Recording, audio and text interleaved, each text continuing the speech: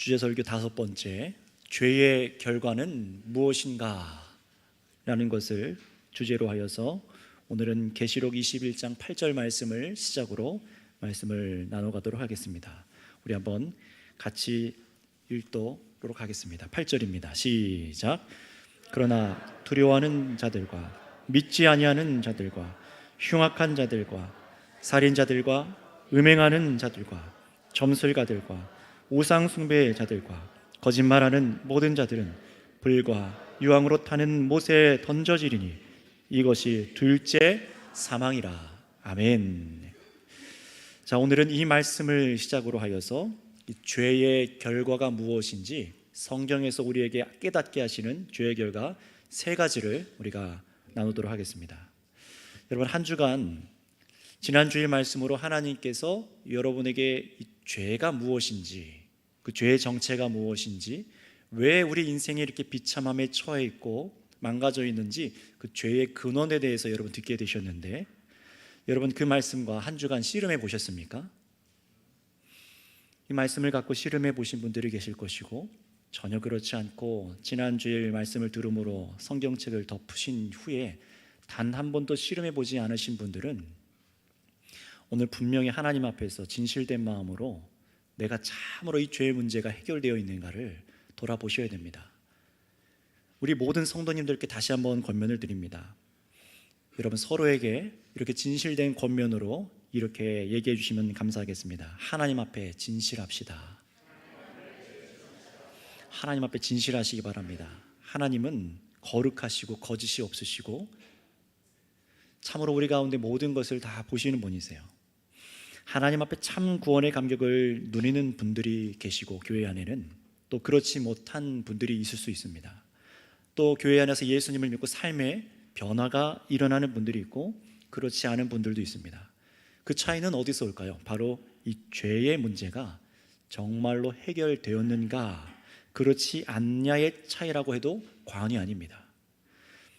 교회를 다니는데 나는 구원의 감격도 모르겠고 내 삶이 왜 변해야 되는지, 변화의 필요성도 잘 모르겠으며, 죄의 문제가 나에게 있는 것이 분명한 것 같은데 인생에 별로 이 문제를 해결하는 것이 중요하게 여겨지지 않는다던가 해결할 필요를 느끼지 못한다면 여러분, 오늘 말씀을 잘 들으시기를 바랍니다. 우리 사람에게, 여러분 자신에게 죄가 그대로 있게 된다면 지난 시간까지 보셨던 대로 이 땅에서 이 비극적인 인생이 처한 상태에서 헤어나올 수가 없습니다. 철저히 그 모습이 어떤 것이었습니까? 하나님으로부터 분리되어서 죄가 우리 가운데 그대로 있게 되었을 때 철저히 자기 중심적으로 살아가게 되죠. 그래서 인생에 불필요한 고난들에 들어가게 되고, 가장 근원적인 죄, 무서운 죄가 뭡니까? 하나님을 내 마음으로부터 거절하는 거예요.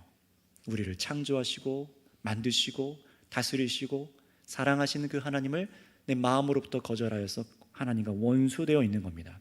바로 거기서부터 모든 죄가 쏟아져 나오기 시작하는 거예요. 많은 사람들이 이것을 놓치고 살아가죠.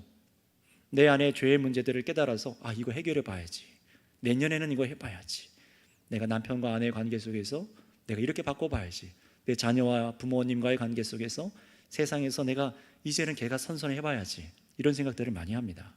그런데 문제는 무엇입니까? 우리 마음 안에 집이 있다고 생각해 보세요. 이 집에 물이 차기 시작한 거예요. 보니까 수도꼭지가 열려 있어요. 그럼 어떻게 해야 됩니까? 수도꼭지를 잠궈야 되는데 수도꼭지는 잠그지 않은 채로 계속해서 물만 퍼내는 겁니다. 죄가 바로 그러한 겁니다. 죄의 근원의 문제가 해결되지 않으면 아무리 우리 안에 있는 삶의 모습들, 모양들을 내가 노력으로 바꾸려 해봐도 해결이 되지 않는 이유가 바로 여기에 있는 겁니다. 그래서 하나님을 섬기는 것도, 하나님을 참으로 기뻐하고 즐거워하는 인생이 되어야 되는데, 그분의 뜻을 즐거워해서 선한 삶, 거룩한 삶, 주께서 기뻐하시는 순결한 삶을 온전하게 살아가야 되는데 어떡합니까? 나 자신과 나의 몸에 대해서도, 또 여러분의 가정과 가족원들에게, 그리고 여러분 일터에서 사회 속에서 하나님이 아니라 내가 중심이 되어 살아가다 보니까 온갖 여러 가지 하나님의 진노가 쌓이는 죄악의 일들이 발생하는 것을 경험하게 됩니다. 자, 그렇다면 여러분, 이 죄의 결과는 과연 성경에서 무엇이라고 말씀하고 있을까요? 죄의 결과가 있습니다. 오늘 이 시간에 하나님께서 죄의 결과로 정해두신 그 섭리의 결과가 무엇인지를 말씀을 통해서 깨달으시길 바랍니다. 그래서 지금 여러분 자신 앞에 하나님께서 정해놓으신 그 길 중에 생명의 길과 죄악의 길이 있는데, 죄악의 끝에 결과가 있는 그대로 있다는 것이 드러나시는 분들이 계시다면, 여러분 참으로 하나님 앞에 엎드려서 나의 마음이 새로워지기를 간구하시기를 바랍니다. 그래서 참으로 하나님께서 베푸시는 그 죄의 용서, 우리를 새롭게 하시는 그 소망이 무엇인지로 나아갈 수 있는 길로 한 걸음을 내디디셔야 돼요. 그것이 바로 지난주에도 말씀드렸듯이 죄와 마주하시는 거예요. 오늘은 죄의 결과에 대해서 여러분 마주하시게 되실 것입니다. 그래서 여러분, 주님께서 베푸시는 구원의 은총에, 이 말씀 때문에 주님의 구원의 은총에 더 다가가시고 이 삶에서부터 하나님의 은혜를 누리실 수 있는 저와 여러분들 되시기를 축복합니다. 자, 지난주 죄가 무엇인지 설명드리기 전에, 설명을 드릴 때 세상에서 일반적인 죄 인식을 알 필요가 있다고 말씀드렸었어요. 세상에서는 무엇을 죄라고 말합니까? 헌법에 위배되는 것, 그것이 사람들이 죄라 여긴다고 말씀드렸습니다. 모든 인류의 망가진 양심의 한편으로 드러나는 것이 헌법의 적용인데요. 왜 그럴까요? 세상의 법은 인류의 범죄를 억제시키는 일정한 역할을 합니다. 그게 어떤 나라가 됐든 다 그런 역할을 하고 있어요. 그런데 문제는 뭡니까? 이 세상의 법들, 헌법들은요, 세상의 나라의 법들은 죄의 근원에 다가가게 하지는 못합니다. 죄의 근원이 어디서부터 이렇게 콸콸 쏟아지는지는 밝혀내지 못해요. 그리고 이 죄를 해결하거나 또 처벌하는 데 있어서도 불완전하게 작동하는 것을 우리는 이미 알고 있습니다. 지금 제가 드리는 이 말은 우리가 사는 이 대한민국 헌법을 무시하는 말이 아니에요. 우리가 이미 알고 있듯이 여러분, 헌법에는, 법에는 한계가 있습니다. 이게 무슨 말이냐면, 법을 만드는 것도 사람이 하며, 법 앞에 사람을 세우기까지도 사람이 하며, 법을 다루는 것도 사람이 하며, 유죄와 무죄를 판결하는 것도 사람이 하고, 법의 상과 벌을 실행하는 것도 사람이 합니다. 그러나 무슨 문제가 있습니까? 그러다 보니 죄로 인하여 타락한 사람들은 지성과 우리 안에는 양심이 문제가 있기 때문에 함께 타락하여서 이것을 온전하게 해결할 수가 없는 법인데, 사람들이 법을 만들었어요. 사람들이 법 집행을 합니다. 이것이 그래서 모든 질서를 아름답게 만들 수 있을 것 같다라고 생각했는데 아니잖아요. 법이 정말로 완전했다면은, 법을 집행하는 모든 사람들이 정말로 완전했다면은 오늘 우리는 새로운 세상에서 살고 있을 겁니다. 범죄가 없고 아름답게 되고 다 죄악의 문제가 끊어내고, 그래서 전쟁도 없고 한 사람의 폭정으로 인하여서 이렇게 될 일이 없는 것이겠죠. 그러나 그렇지 않다는 것을 우리는 이미 몸소 겪고 있어요. 사람들이 만들어낸 법과 법 집행과 모든 과정들에 연약함이 있습니다. 왜냐하면 우리 사람 자신이 약하기 때문에 그렇습니다. 범죄하기 때문에 그래요. 그러다 보니 어떤 일이 벌어집니까? 정말 범죄한 사람이 빠져나가서 무죄한 판결을 받아도 아무런 대가를 치르지 않는 일들도 이 세상에 벌어지잖아요. 반대로 범죄하지 않았으나 억울하게 처벌을 받아서 고통을 당하는 경우도 생기고 있습니다. 이 두 경우 다 발생하지 말아야 될 우리 인생의 상황들이지만 이 세상에서 너무나 비일비재하게 벌어지고 있는 것임을 우리는 부정할 수가 없게 되었죠. 범죄하여도 어떻게 됩니까? 들키면 죄, 들키지 않으면 무죄. 그리고 법을 또 너무 잘 알아서 어떻게 하면 이것을 이용해서 빠져나갈 수 있을까, 이걸 너무 잘 알아서 형량을 줄여보거나 감형되기도 합니다. 또 무죄를 받기도 합니다. 분명히 죄를 졌는데, 분명히 불법하였고 범법하였는데 무죄를 선고받기도 해요. 제가 무슨 말을 드리는 거냐면은, 이 세상에선 죄에 대한 진정한 처벌이, 죄에 대한 결과가, 진정한 처벌이 온전하게 일어나지 않고 있다는 거예요. 어떤 죄는 그래서 죽는 순간까지 드러나지 않을 것 같이 여기기도 합니다. 또 처벌을 피하기도 해요. 예를 들어 볼까요? 여러분, 횡단보도를 무단으로 건너면은 불법입니까? 아닙니까? 다들 모르시나요? 네. 유치원을 다니면 알죠? 횡단보도를 신호 가운데 어기고 무단으로 건너면은 불법입니다. 다 알고 있습니다. 우리 공동체가 이 세상에 함께 살아가는 사람들이 서로 약속한 거잖아요. 서로의 안녕을 위해서 우리가 이렇게 약속을 지키자 하고 법을 정해놓은 거예요. 한 명이라도 그걸 어기고 잘못하면 그건 불법입니다. 그런데 어떻습니까? 무단으로 건너면 불법인 것을 알면도 아무도 보지 않으니까, 또 새벽에 밤이네 경찰도 보지 않아요. 혹시 여러분 그런 상황에서 무단 횡단했던 경험들이 혹 있으십니까? 웃는 거 보니까 다 있으신 것 같으신데요. 저도 있습니다. 부끄럽게도요. 여러분, 근데 이 불법은요, 죽는 순간까지도 처벌받지 않고 그렇게 지나가기도 할 겁니다. 또는 법적으로 범죄한 것이 맞는데 국가의 이익이 된다면은 범죄자를 풀어주기도 하는 것을 우리가 봐요. 또 분명히 범죄한 사람인데 풀려나서 선한 행위를 많이 하면은 죄인이 아닌 것처럼, 마치 죄가 다 씻겨나가는 것처럼, 가려지는 것처럼 하기도 합니다. 이런 범법에 대한 것뿐만 아니라 하나님을 거절하고 마음으로부터 이 땅에서 마음에 하나님을 두기 싫어하는 죄 역시 이 땅에서 아무런 처벌이 없는 것처럼 느껴질 수도 있어요.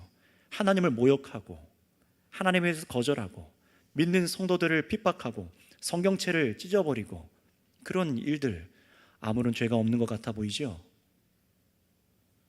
그래서 어떻게 됩니까? 마음으로부터 흘러나온 더러운 죄악들, 사람을 미워하고 음란을 품고 부정적인 생각을 하고 사람을 차별해서 대하고 이기적으로 내가 중심되어 살고 우상 숭배하며 하나님의 법을 어기고 살아도 잘만 살더라. 목사가 되어도, 장로가 되어도, 권사가 되어도, 교회 집권자가 되어도, 불법하고 살아도 저 사람들 잘만 살더라. 그렇게 손가락질 당하고 있는 경우들을 많이 보지 않습니까? 하나님께서 당장에 벼락이라도 떨어뜨려서 지진이 일어나서 그 사람을 삼켜버리든지, 단순히 정말 당장에 하늘에서 불이 떨어져서 우박이 떨어져서 그 사람을 진노해야 되는데 왜 하나님 처벌하지 않습니까? 죄의 결과가, 심판이 이 자리에서 안 일어난 것 같은 것처럼 보여질 때도 있어요. 이렇게 말할 만큼 세상에서 아무런 처벌도 없이 죄가 드러나지 않고 그렇게 죽는 사람들도 분명히 있을 겁니다. 그러나 여러분, 과연 하나님께서 하나님의 법을 어긴 그 죄, 마음에 범죄한 죄, 이 불법들을 그대로 내버려 두실까요? 이 땅에서 사람들이 저지른 모든 불법들 그리고 죄를 하나님께서 과연 모른 척 하실까요? 하나님께서는 가장 선한 질서로 이 세상을 만드시고 선한 질서로 사람들을 살아가게 하셨는데 이 선한 질서를 파괴하는 것이 바로 죄입니다. 하나님을 거역하는 것이죠. 그런 일은 분명히 말씀드립니다. 아무리 돈이 많아도, 빽이 있어도, 정말 그 전에 착한 삶을 아무리 살아도 어쩔 수 없이 죄를 지었다 하더라도 하나님께서는요, 죄에 대한 대가를 반드시 치르도록 하십니다. 하실걸요가 아니라 하십니다. 이 땅에서 나는 법적인 책임을 다 지었습니다. 벌금도 냈고요, 형살이도 했습니다 라고 할지라도 하나님 앞에 죄가 그대로 있다는 사실을 아십니까? 많은 사람들이 하나님의 기준이 아니라 바로 자기 자신, 인간의 기준으로 스스로에게 관대하게 대해서 나는 죄가 없다라고 생각을 해요. 그래서 지혜에서 말씀인 잠언 성경 말씀에서는 이렇게 말씀하고 있습니다. 잠언 16장 2절 말씀을 한번 읽어보도록 할까요? 앞에 띄어져 있는 말씀을 같이 읽고 보도록 하겠습니다. 시작. 사람의 행위가 자기 보기에는 모두 깨끗하여도 여호와는 심령을 감찰하시느니라. 아멘. 사람들은 자기 자신을 깨끗하다고 여깁니다.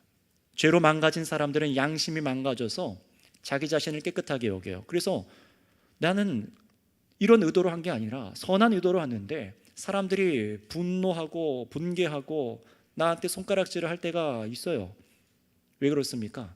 내 자신 안에 있는 그 말의 문제, 나의 태도, 나의 죄를 깨닫지 못하기 때문에 그렇습니다.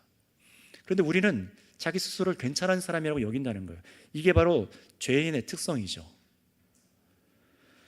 선악의 중심을 자신에게 두어서 자기를 위하는 생각이 스스로부터 흘러나오기 때문에 나는 스스로 보기에 다른 사람에 비해서 깨끗한 사람처럼 보이는 거예요. 여러분, 그러나 하나님을 지금 말씀을 다시 보세요. 뭐라고 말씀하십니까? 다시 한번 띄워주시기 바랍니다. 하나님은 무엇을 살피신다고 하십니까? 우리의 심령을 감찰하시느니라. 이게 무슨 말이냐면은 여러분들이 왜 그런 말을 했는지, 지금 왜 헌금을 했는지, 왜 예배 자리에 나와 있는지, 왜 여러분이 그 선택을 했는지 그 마음의 동기를 아신다는 거예요. 그것까지도 살피시는 분이 영이신 하나님이라는 것입니다. 그러니 마음속에 깊숙한 심령을 보시는 하나님 앞에 그 누구도 자신의 죄를 숨길 수가 없는 것이죠. 여러분, 이런 모든 사람에게는 반드시 정해진 이 죄의 결과가 분명히 있습니다. 죄의 결과로 인해서 하나님께서 내리신 결과, 그것이 무엇일까요? 우리 한번 히브리서 9장 27절 말씀을 읽어보도록 하겠습니다. 히브리서 9장 27절, 성경으로 찾으실 분들은 찾으시고 앞에 보실 분들은 앞에 보셔서 읽으시면 되겠습니다. 함께 읽겠습니다. 시작. 한 번 죽는 것은 사람에게 정해진 것이요 그 후에는 심판이 있으리니. 아멘. 무엇이라고 말씀합니까? 한 번 죽는 것, 그리고 그 후에는 무엇이 있다고요? 심판이 있다라고 말합니다. 여러분, 죄의 결과는 무엇만 있는 것입니까? 심판만이 아니라 먼저 앞에 무엇이 있어요? 죽음입니다. 사람이, 우리가 이 몸이 죽어서 다 티끌로 돌아가 버리지 않습니까? 늙어지고 병들고 주름살이 생기고 신체의 연약함이 생겨서 잘 앉아있기도 힘들고 나중에는 밥을 넘길 힘도 없이 나중에 사람도 제대로 못 알아보다가 그렇게 가족들 앞에서 눈물을 흘리면서 돌아갑니다. 여러분, 그런데 이 죽음은요, 정상이 아니에요. 자연스러운 게 아닙니다. 하나님께서 만드신 피조 세계에 있어서 비정상적인 거예요. 그것은 죄가 가져온 결과입니다. 하나님께서 만드신 것은 저와 여러분들이, 사람이 참으로 하나님과 같이 영원한 존재로 이 땅 가운데 살아가길 원하셨습니다. 그 증거가 바로 예수 그리스도시죠. 부활의 몸을 보게 하신 것이죠. 죽음은 당연한 것이 아닙니다, 여러분. 우리 몸이 티끌로 돌아가는 것은 당연한 것이 아니었다는 것이에요. 성경은 분명히 말합니다. 이 죽음은 죄의 결과다. 근데 더 큰 문제가 있어요. 이 죽음 이후에 무엇이 있다라고 말씀합니까? 심판이 있다라고 말씀하시는 거예요. 죽음은 당연한 것도 아닐 뿐더러 죽음 이후에 더 문제는 심판이 있다라는 겁니다. 우리 안에 죄가 그대로 있고 죽는다면은 반드시 이르게 되는 것이 있는데, 그것이 바로 심판입니다. 따라서 첫 번째로 성경을 통해 알게 되는 죄의 결과는 죽음과 심판이라는 사실입니다. 여러분, 이렇게 말하는 것을 한번 들어보셨을 거예요. 내가 죽지 못해서 살아요. 내가 죽지 못해 산다. 많이 들었거든요, 저는요. 우리 할머님께도 들었었고, 우리 권사님들께서 들었고, 차량 운행할 때 심심치 않게 들어요. 어때? 언제 합니까? 너무 몸이 힘들 때, 삶이 고단할 때, 내가 자녀들한테 짐이 되는 것 같을 때, 이런 얘기들을 하세요. 그러면은 제가 더 그런 얘기하죠. 더 살고 싶으시다고요? 이런 얘기를 합니다. 더 기도해 드려요. 그래서요. 이런 얘기 많이 듣죠. 내가 죽지 못해 삽니다. 왜 그렇게 얘기하는 겁니까? 죽고 나면 다 끝일 텐데, 삶에 고난이 없을 텐데, 죽으면 그만이라고 생각을 하는 거예요. 여러분, 과연 그럴까요? 성경의 대답은 아니요입니다. 사람이 죽은 후에는 하나님의 섭리대로 만물의 창조자, 저와 여러분들을 빚으셔서 생기를 불어넣으셔서 이 영혼을 허락하시고 우리를 지으신 하나님 앞에, 심판대 앞에 다 서게 됩니다. 그 어떤 인간도 죽음 이후에 죄의 심판대를 피해 갈 수가 없어요. 이 땅에서 살인과 사기를 저지르고 사람들을 속여서 선한 척 평생을 살다가 걸리지 않고 죽어도요, 사람을 착취하고 폭력을 일삼고 아내를 때리고 자녀를 때리고 남편을 때리고 사람들에게 폭행을 저지르고 겉으로는 깨끗하게 살아가더라도 이기적으로 살아가다가 그 죽음이 올 때 이제 끝났다, 마치 살인의 추억처럼 내가 옛날에 그랬지 하고 그렇게 죽어서 끝나는 것처럼 생각할지 모르지만, 여러분, 이 죄의 문제들을 그대로 갖고 죽은 후에는 이제 심판이 그를 기다리고 있습니다. 어떤 사람들은 그래서 이렇게 말해요.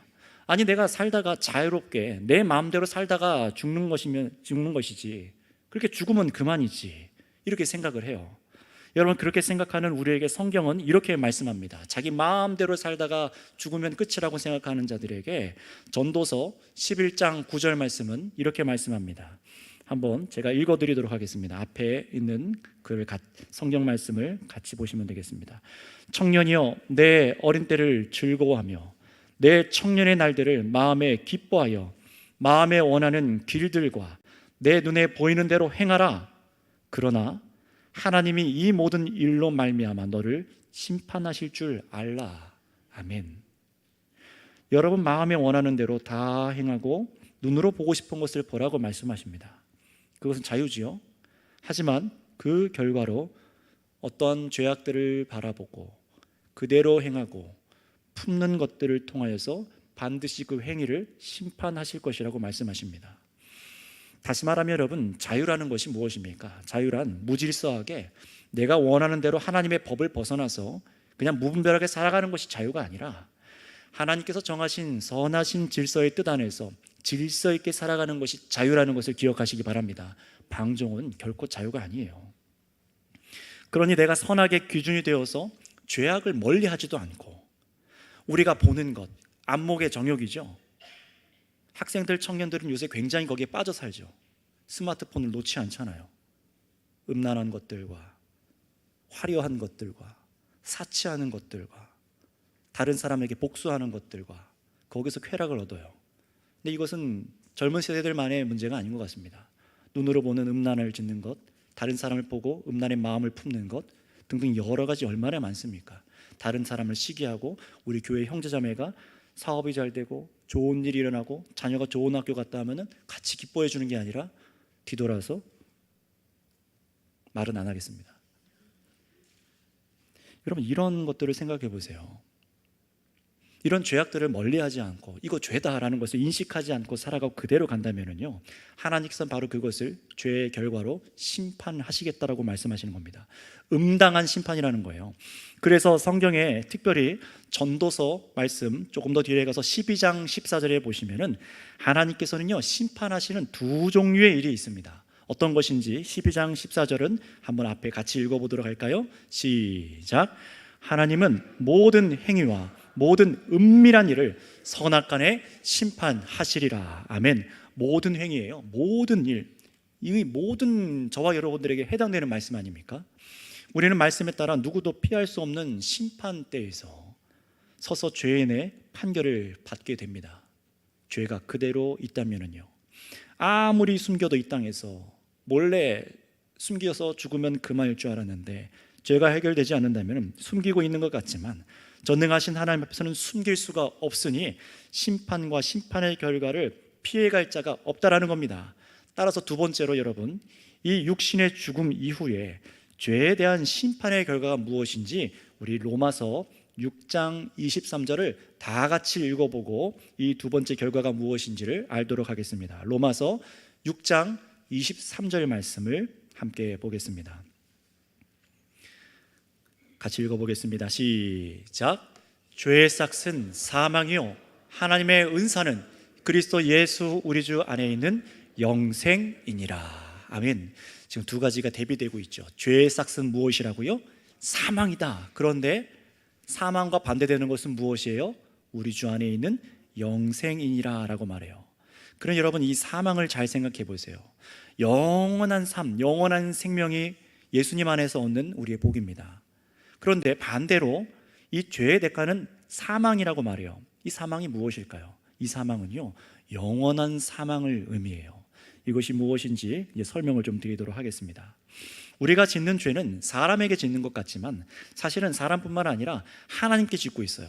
하나님의 형상대로 존귀한 형상으로 지어진 사람들, 이 세상의 피조물들, 하나님께 선하게 세우신 질서들을 우리는 범법하고 미워하고 때리고 망가뜨려요. 누구에게 죄를 짓는 겁니까? 하나님이십니다. 자연파괴, 누구에게 죄를 짓는 거예요? 하나님께 죄를 짓는 겁니다. 아닌 것이 없어요. 하나님과 연결되지 않은 것이 없습니다. 여러분, 그래서 사람뿐 아니라 하나님께 죄를 지어요. 그러니 결국 창세기에서 약속했던 이 범법하는 것, 하나님의 법을 어기는 약속의 대가, 죄의 대가가 무엇입니까? 사망이죠. 사망입니다. 이 사망이 이 세상 가운데 들어왔어요. 그럼 여러분 어떨 것 같습니까? 오늘 이 시간에 여러분이 만약에 호흡이 다하여서 하나님께서 그만해라 라고 호흡을 걷어가시면은 하나님께서 마지막 날 그 심판대에서 내리시는 그 판결 앞에서 여러분들은 사망을 면하실 수 있으시겠습니까? 여러분, 그런데 이 사망에 대해서 잘 모르시기 때문에 감이 안 오는 분들도 계실 거예요. 하나님의 심판으로 처해지는 이 영원한 사망에 대해서 성경적으로 아실 필요가 있어요. 마태복음 25장 46절 말씀을 보겠습니다. 제가 읽어드리는 것을 또 앞에서 잘 읽어서 따라오시기 바랍니다. 이 영원한 사망을요, 또 다르게 말하고 계시는데 마태복음 25장 46절입니다. 그들은 영벌에 의인들은 영생에 들어가리라 하시니라. 아멘. 잘 보세요. 의인들은 영생에. 그런데 아까는 뭐라고 했습니까? 사망이라고 했잖아요. 그런데 여기는 영벌이라고 하고 있어요. 영원한 벌이라는 겁니다. 그러니 사망은 무엇입니까? 한번 따라해 주시겠습니다. 영원한 벌. 영벌이라는 것이 영원한 벌, 그리고 이것이 사망이라고 말을 하는 거예요. 로마서에서 죄의 삭은 사망이라고 분명히 말씀합니다. 그 사망은 단순히 저와 여러분들이 지금 입고 있는 이 육체의 죽음만을 말하는 것이 아니에요. 이 땅에서 몸을 입고 살아가는 삶은 이 땅에서 끝나지만, 흙으로 돌아가지만, 여러분, 우리 사람 속에 있는 이 생기, 이 영혼은 불멸합니다. 이 영혼은 없어지는 것이 아니에요. 하나님께서 티끌을 곧 흙으로 돌아가게 하시는데, 이 몸에 생기를 불어넣어 존재하게 된 것이 바로 우리죠. 남자와 여자가 성적인 관계를 통하여 생물학적으로 생명이 생기는 것도 단순히 그냥 육체가 생기는 것이 아니라 공짜로 심장이 뛰어요. 그 안에 하나님과 교제할 수 있는 인격이 생깁니다. 선과 악을 구분할 수 있는 지성이 생깁니다. 이거 어디서부터 온 거라고 성경을 말하고 있냐면은 하나님의 그 지성과 거룩하심과 선과 악에 대해서 생각할 줄 알고 하나님과 교제할 수 있는 성품이 우리 안에 들어와서 생기로, 성령으로 사람이 생명이 된지라 라고 말씀하고 계세요. 사람이 굉장히 독특한 존재로, 아주 특별한 존재로 지어진 것을 지난 주제 설교 동안 들으셨어요.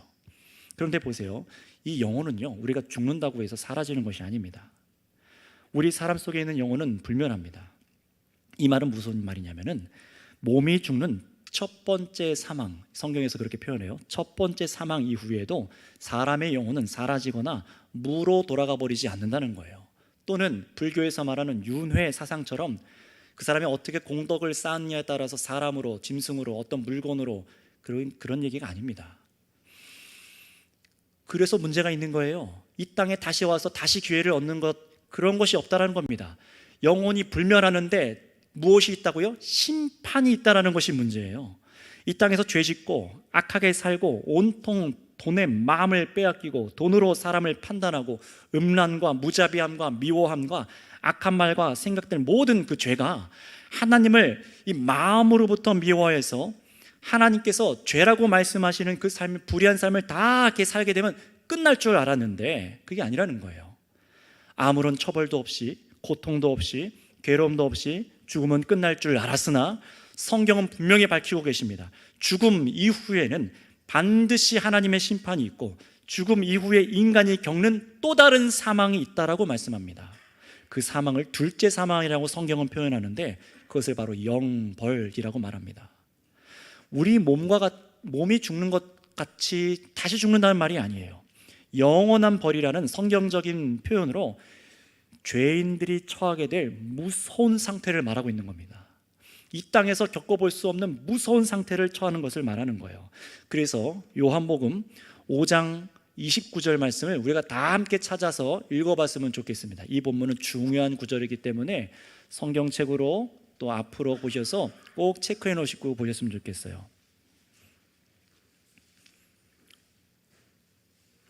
죄에 대해서 심판과 의에 대해서 하나님께서 상 주시는 그 일이 무엇인지 분명하게 써 있는 구절입니다.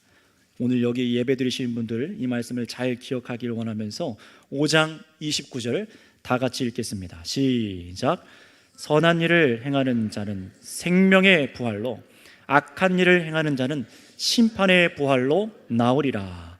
못 들으신 분들을 위해서 다시 말씀드리겠습니다. 선한 일을 행하는 자는 생명의 부활로, 악한 일을 행한 자는 심판의 부활로 나오리라. 여러분, 성경을 바르게 알지 못하는 분들이 착각하는 것이 한 가지가 있어요. 그게 뭐냐면 예수님을 믿는 사람들만 부활한다라고 생각하는 거예요. 그것은 성경이 말하는 바가 아닙니다. 죄의 문제가 해결되지 않은 사람들, 예수를 믿지 않은 사람들, 하나님을 떠난 불의한 모든 사람들 역시 부활의 몸을 입습니다. 그것을 예수님께서 보게 하셨죠. 예수님께서 십자가에 죽으시고 3일 만에 부활하셔서 자신들의 제자들과 500여 문도 가운데 만져보게 하셨던 그 완전한 새로운 몸, 그 몸의 부활이 분명히 있다고 말씀하세요. 그러나 문제는 뭡니까?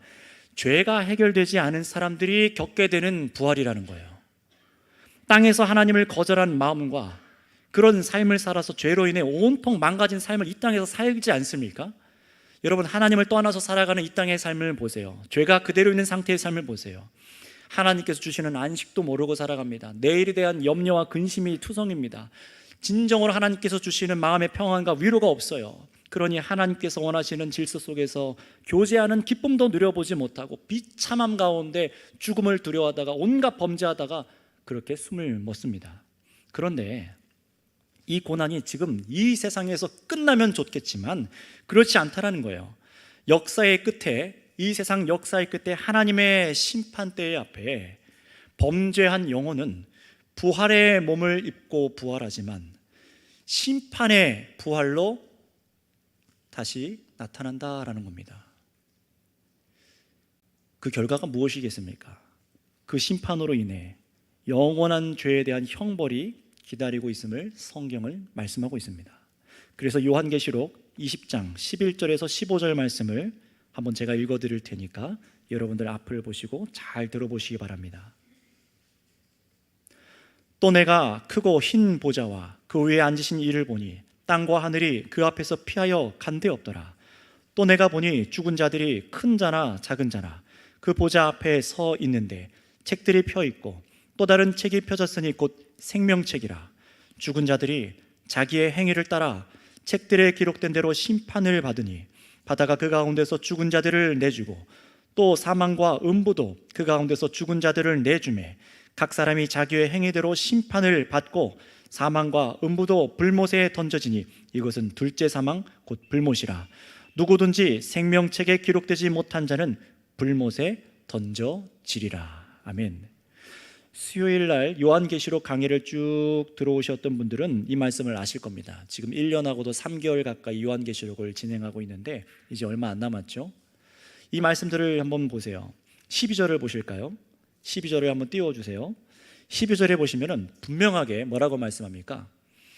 죽은 자들이 어떻게 됩니까? 자기의 행위에 따라 그 책에 기록된 대로 심판을 받는다라고 말해요. 여러분, 이건 진짜 하늘의 물리적인 이런 이 책이 있다라고 말을 하는 것이 아니라 하나님께 그 죄악들이 다 카운트 되어 있다라는 겁니다. 기억하신 바 되어 있다라는 얘기를 하는 것입니다. 하나님께 그 죄악이 그대로 있다면은 하나님께서 원하시는 그 영원한 생명 가운데 들어갈 수가 없다는 것이죠. 그러니 그 누구도 이 심판을 피해갈 사람이 없다라는 거예요. 이 생명책 가운데 죄악에 기록된 죄악 가운데 하나님께서 보시는 그 죄악이 그대로 있는 사람들은 심판을 피할 수가 없다라는 것입니다. 그리고 죄 문제가 해결되지 못한 사람들, 이 땅에서 하나님의 죄 용서와 생명이 주어지지 않은 사람들은 영적으로 죽어 있는 자들에게는 내리는 벌이 있는데 그것을 바로 둘째 사망이라고 말하는 거예요.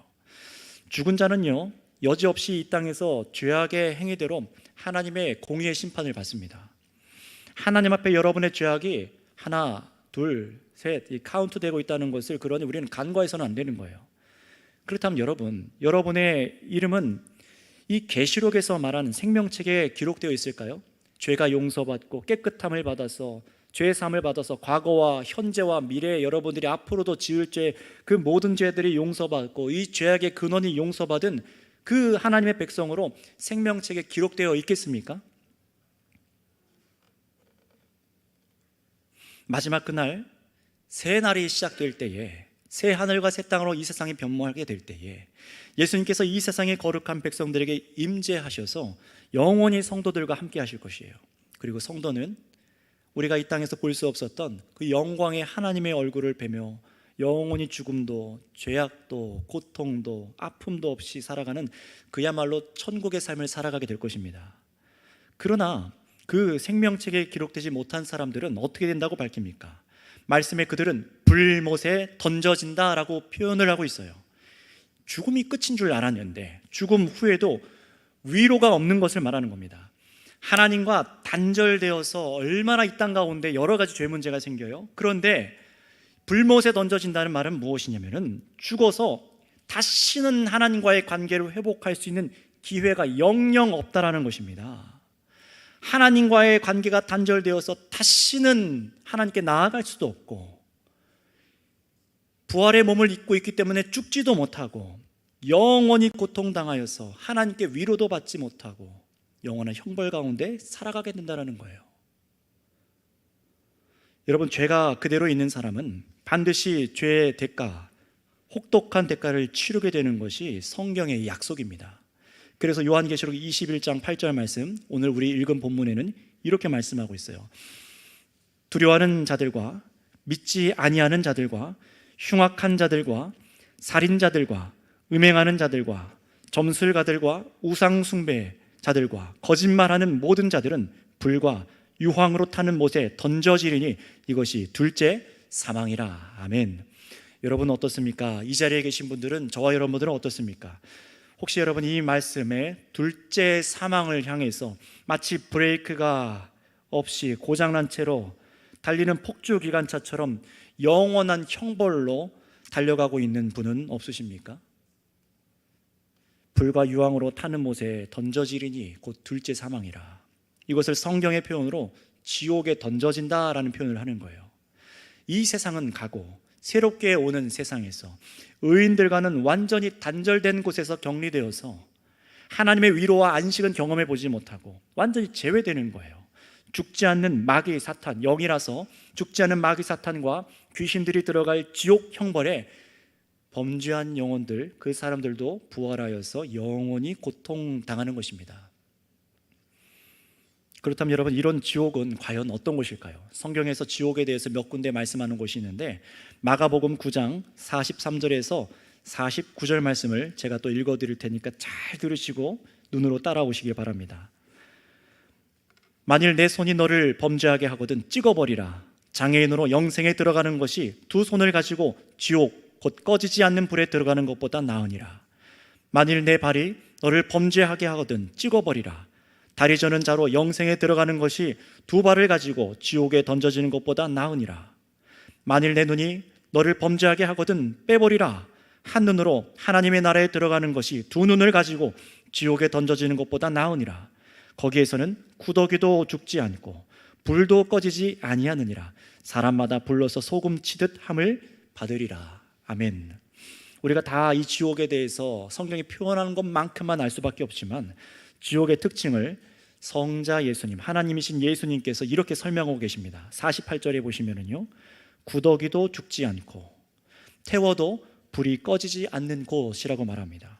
여러분, 구더기도 죽지 않는다는 것은 무슨 말이냐면요, 무슨 사우나처럼 뜨뜻해서 뭐 버틸 만한 그런 것을 얘기하는 것이 아니라 도저히 불이 타도 죽지 못한다는 것을 말하는 거예요. 불이 꺼지지 않는다는 것은 그 형벌이 일시적으로 단회적으로 일어나는 형벌이 아니라 영원하다는 표현입니다. 따라서 여러분, 마지막으로 세 번째로, 죄의 결과는 영원히 하나님과 단절되어서 영원한 고통을 당하는 형벌이라고 말씀하고 있는 것입니다. 다시 말씀드립니다. 죄의 결과 세 번째는 영원히 하나님과 단절되고 영원한 고통을 당하는 형벌이라는 것입니다. 기억하세요. 죄의 결과에는 영원한 사망이 있습니다. 하나님을 마음으로부터 거절하여서 짓는 온갖 죄악의 결과는 결코 저와 여러분들이 웃어 넘길 만한 정말 무시할 만한 일들이 아니라는 거예요. 예수님을 믿고 죄 용서를 받았고 거듭난 형제자매 여러분들도 세상에 나아가서 내가 범죄하는 것, 혹시 죄 짓게 되는 것, 여러분의 사랑하는 가족이 범죄하고 있는 것 웃어 넘길 일이 아니라는 겁니다. 여러분의 사랑하는 자녀들이 범죄하고 죄악된 것을 즐기는 것, 어리니까 그럴 수 있지, 그렇게 놔둘 수 있는 것이 아니라는 거예요. 그래서 예수님께서 비유로 지옥을 면하려면은, 이 무서운 지옥을 면하려면 어떻게까지 비유로 말씀하십니까? 범죄한 신체를 잘라버리라. 이게 무슨 말씀입니까? 여러분, 우리가 범죄한 신체를 잘라내면은 이 나만 할 게 있을까요? 손가락, 발가락, 눈, 귀, 입, 나만 할 게 없을 것 같습니다. 어떤 의미입니까? 그만큼 이 죄와 그 죄의 결과인 무서운 심판의 형벌에 들어가지 말라라고 말씀하시는 겁니다. 회개하고 돌이키라는 거예요. 경고의 말씀이세요. 말씀을 듣고 하나님을 알고 이 무서운 진노의 심판이 있는 것을 알고 우리 인간의 죄 문제를 해결받으라라는 겁니다. 하나님의 말씀대로 거룩하게 살아서 죄인이 처할 영원한 사망으로 가던 삶에서 이제는 돌이켜서 의의 길로 걸어가라라고 우리에게 말씀하시는 겁니다. 여러분, 하나님께서는 반드시 죄에 대해서 심판하시는 분임을 기억하시기 바랍니다. 하나님을 떠난 인간에게 처해진 이 땅의 삶에서도 그 심판이 얼마나 무섭습니까? 얼마나 고통스럽습니까? 하물며 죽음 이후에 회개할 기회가 사라진 후에 내려지는 하나님의 영원한 심판은 얼마나 더욱 무섭고 고통스러운 것일지 우리가 상상할 수도 없는 거예요. 여러분, 그렇다면 지금까지 쭉 말씀을 들으셨는데요, 하나님의 이 말씀과 이 설교를 들으시면서 어떤 생각이 드셨습니까?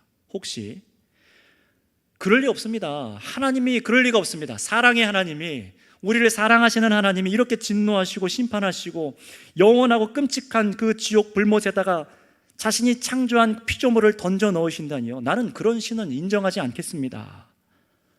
혹시 이렇게 생각하시는 분이 계십니까? 여러분, 바로 이런 생각과 태도가 하나님이 아니라 나 자신이 선과 악에 중심되어 있는 상태입니다. 굉장히 무서운 상태죠. 위로받고 사랑받는 것은 그렇게 좋아하지만, 용서받고 용납받는 것은 그렇게 좋아하지만, 나에게 공의와 정의가 행해지는 것은 싫어하는 모순적인 죄악된 상태로 그대로 처해 있다는 증거입니다. 분명히 기억하시기 바랍니다. 하나님은 사랑의 하나님이지 맞으십니다. 사랑의 하나님이세요. 그러나 그 사랑이 완전하시고 하나님이 완전하신 분이시라면 하나님의 정의, 공의 또한 완전하여야 한다는 사실도 믿으시기를 바랍니다. 만약에 여러분, 하나님께서 죄인들을 그냥 용서하시고 덮어두시고 지금 우리가 알고 있는 세상의 법정처럼 사람들의 죄 처리를 그런 식으로 한다면, 응당한 처벌을 내리시지 않는다면, 죽어서도 그 죄를 처벌하시지 않는다면, 여러분, 그분은 완전한 하나님이 아니세요. 우리가 믿을 필요 없는 사랑과 똑같은 존재입니다.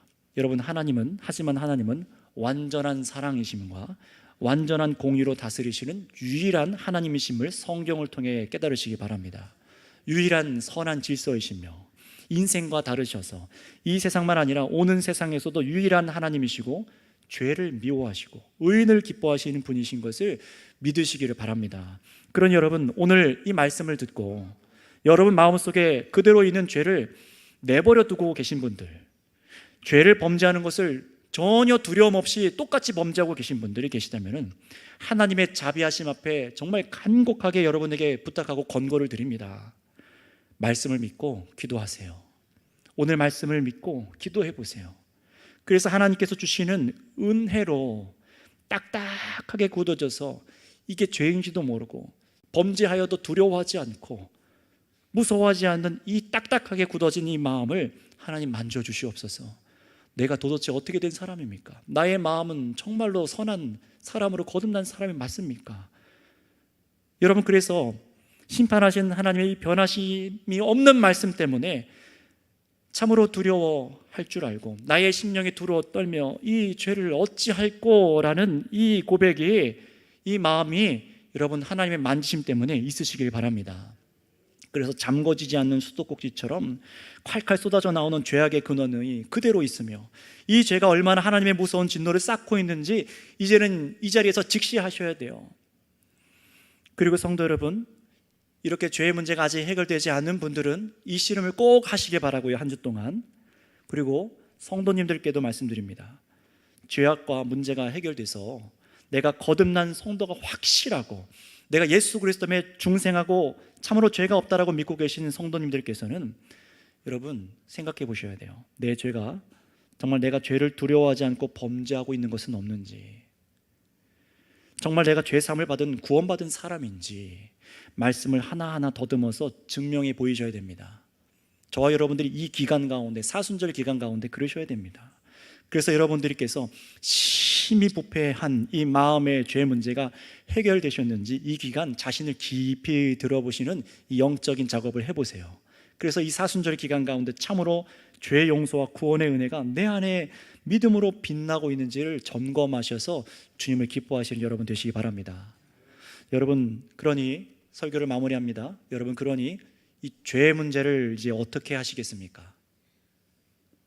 다음 주 하나님께서 진노하시는 이 비참하고 무서운 죄의 결과, 내 안의 죄의 문제의 해결책이 무엇인지 이제 주제 설교 마지막으로 여러분 듣게 되실 거예요. 하나님의 그 용서의 복음이 무엇인지, 어떻게 이런 참혹한 죄에서 죽어서까지 진노가 있는 죄의 문제가 해결될지를 들으시게 될 겁니다. 여러분, 그 전에 하나님 앞에 엎드리시는 한 주가 되시기 바랍니다.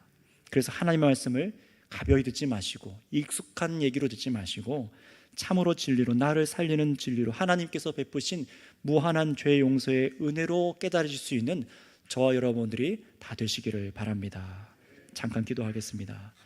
여러분, 이 시간 합심으로 짧게 기도할 텐데요, 오늘 이 시간 이렇게 기도하겠습니다. 하나님, 이 죄의 문제들의 이 결과들에 대해서 들었습니다.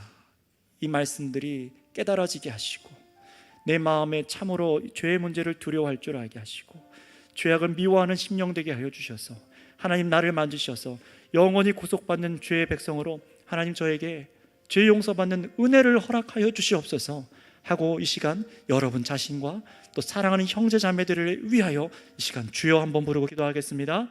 주여. 아버지 감사합니다. 감사합니다. 하나님, 이 죄악의 문제가 해결되지 못하여 영원 형벌로 떨어지지 아니하도록 하나님, 주의 사랑하는 선교교회 공동체로 오늘 이 자리로 부르신 사랑하는 그 형제자매들을 하나님 사랑하여 주시옵소서. 하나님, 마음속에 있는 더러운 죄악들이 아버지 하나님 참으로 해결될 수 있는 은총을 베풀어 주시옵소서. 우리 안에 정말 악한 죄악들이, 하나님 앞에 범죄한 죄악들이 그대로 있을 때에 하나님, 이 육신의 죽음만이 아니라 두 번째 사망, 하나님 영원한 사망, 하나님 영원한 형벌이 있는 것을 봅니다. 하나님 아버지, 그런 단절 가운데 우리가 들어가지 아니하고 영원한 주와 함께 기쁨을 누리는 길에서 벗어나지 아니하도록 하나님, 오늘 이 시간 이 예배 가운데 말씀이 들려진 자들마다 마음을 새롭게 하여 주셔서 하나님 앞에 엎드려 죄 용서받는 은혜의 길로 나아가게 하여 주시옵소서. 오 주님 감사합니다. 사랑의 주님 감사를 드립니다.